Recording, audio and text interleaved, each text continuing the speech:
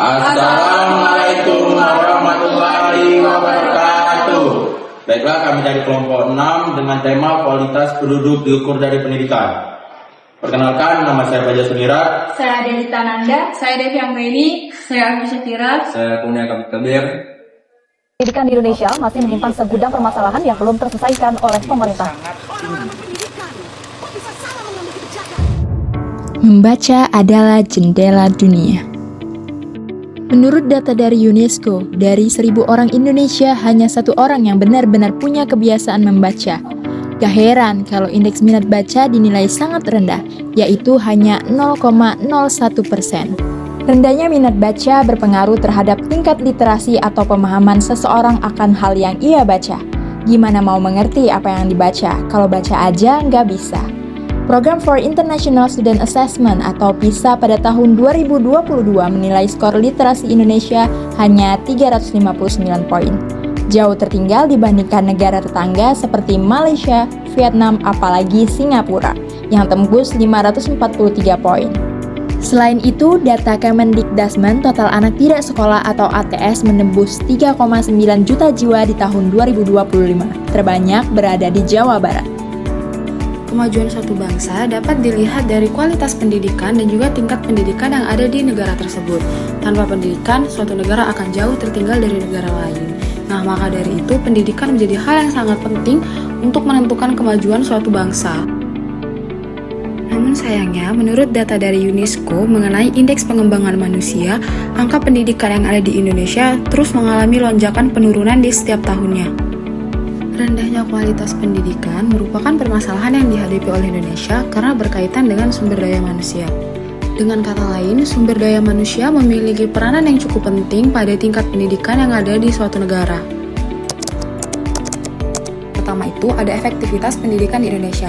Selama ini, banyak pendapat beranggapan bahwa pendidikan formal dinilai hanya menjadi formalitas saja untuk membentuk sumber daya manusia di Indonesia. Tidak peduli bagaimana hasil pembelajaran formal tersebut, yang terpenting adalah melaksanakan pendidikan di jenjang yang tinggi dan dapat dianggap hebat oleh masyarakat. Padahal, yang paling penting dari suatu pendidikan adalah bagaimana cara kita mengimplementasikan ilmu tersebut. Selanjutnya, ada efisiensi pengajaran di Indonesia. Beberapa masalah efisiensi ini yaitu mahalnya biaya pendidikan, waktu yang digunakan dalam proses pendidikan, mutu pengajar, dan banyak hal lain yang menyebabkan kurang efisiennya proses pendidikan di Indonesia. Selain itu, kurikulum kita juga dianggap masih kurang relevan karena terlalu fokus pada teori dan juga hafalan, bukan pada pengembangan keterampilan seperti yang diterapkan pada abad ke-21, yaitu tentang bagaimana cara kita berpikir kritis dan juga berkolaborasi. Hal ini juga menjadi alasan mengapa masih banyak sekali sarjana yang sulit untuk beradaptasi. Selain yang sudah saya sebutkan tadi, infrastruktur dan juga fasilitas menjadi hal penting yang harus diperhatikan. Karena dengan fasilitas yang memadai, maka proses belajar mengajar akan semakin efektif untuk dilakukan ke depannya. Salah satunya itu ialah bonus demografi. Bonus demografi itu adalah suatu kondisi di mana jumlah penduduk berusia produktif lebih besar dibandingkan dengan penduduk usia tidak produktif. Diprediksi di tahun 2030 mendatang, 68,3% penduduk Indonesia adalah penduduk usia produktif. Kita tidak bisa tinggal diam. Solusi harus dilakukan secara sistematis. Yang pertama, penguatan mutu guru dan insentif yang adil.